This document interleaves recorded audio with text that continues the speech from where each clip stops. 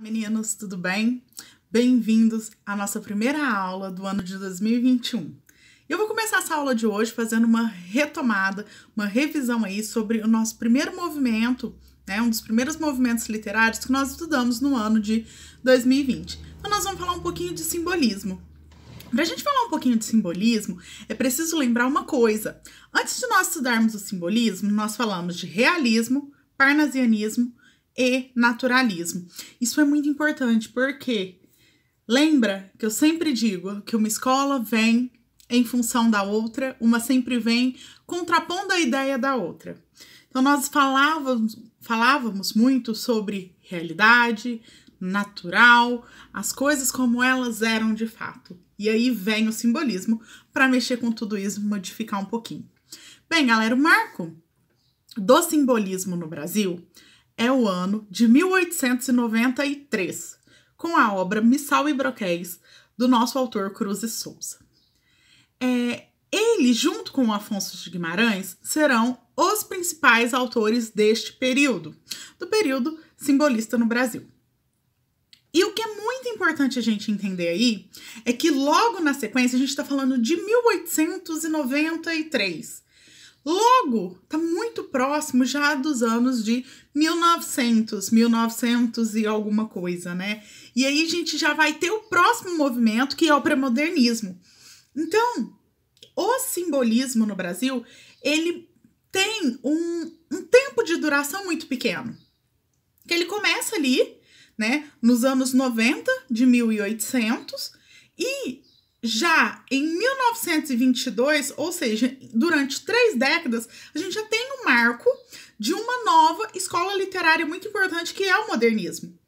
Só que nós também nós já vimos, já estudamos, que entre o simbolismo e o modernismo, houve nesse pedaço aí um fator muito importante, que foi o pré-modernismo, e inclusive estudamos ele. Não é uma escola literária, mas é muito importante para se entender o movimento sequente. Quanto à linguagem do movimento simbolista, nós vamos ter uma linguagem subjetiva, vaga, transcendente, sensorial, fluida,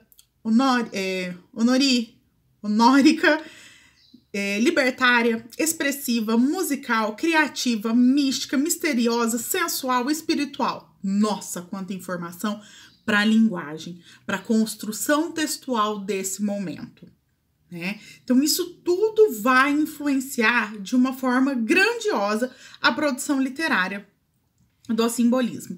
Mas afinal, quais são as principais características do movimento simbolista, né? É isso que a gente quer falar. E o movimento simbolista, a primeira coisa que ele vai fazer é ser não racional.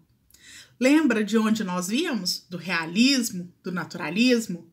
O real, o verdadeiro, ali escancarado, mostrado, sociedade como ela era. Aqui a coisa fala assim, não é assim.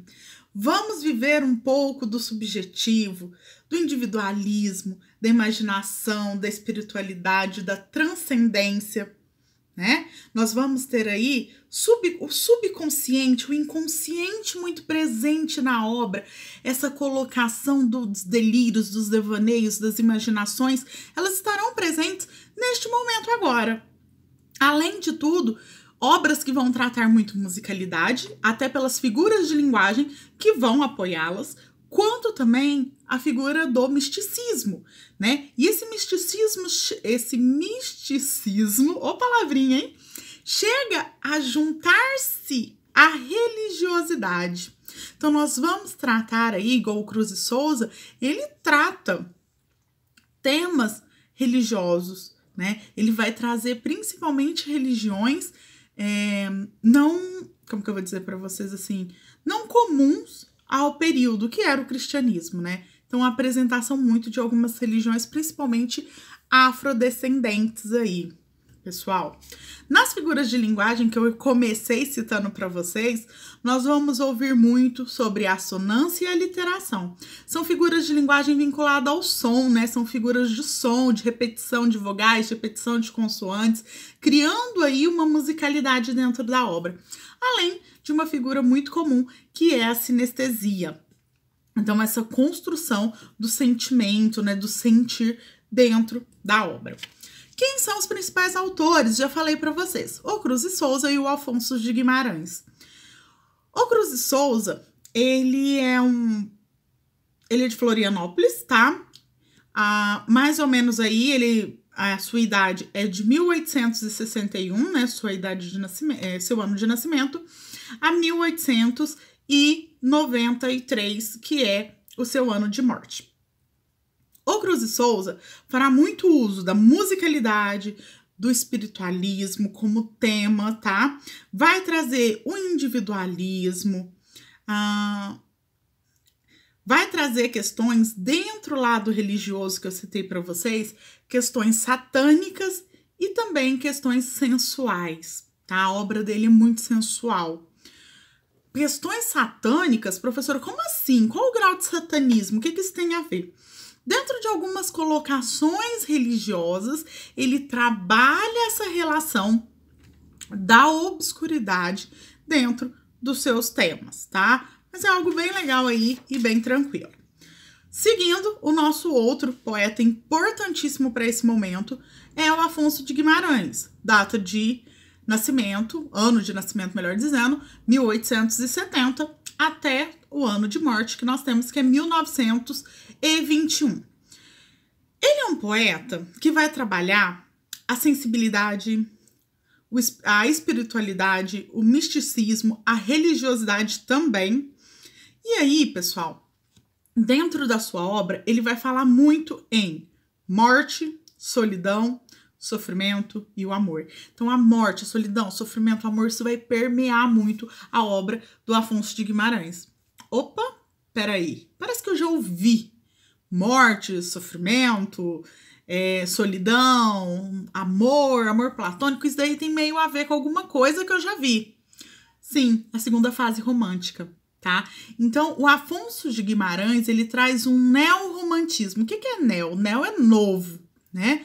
Um novo romântico, um novo romantismo dentro das suas obras, trazendo alguns traços e características comuns à segunda fase romântica aí. E por fim, um grande autor também muito importante para o simbolismo no Brasil é o Augusto dos Anjos, dentro da sua obra. Porém, o Augusto dos Anjos, gente, nós vamos falar muito dele lá no pré-modernismo, porque ele oscila entre essas duas escolas, o simbolismo e o modernismo, trazendo dentro dos seus poemas, né, a morte, temas sombrios. Ele fica até conhecido como poeta da morte. Por que é o poeta da morte? Porque as suas obras vão trabalhar muito o sombrio, tá? Então ele fica entre as duas escolas e ele permeia.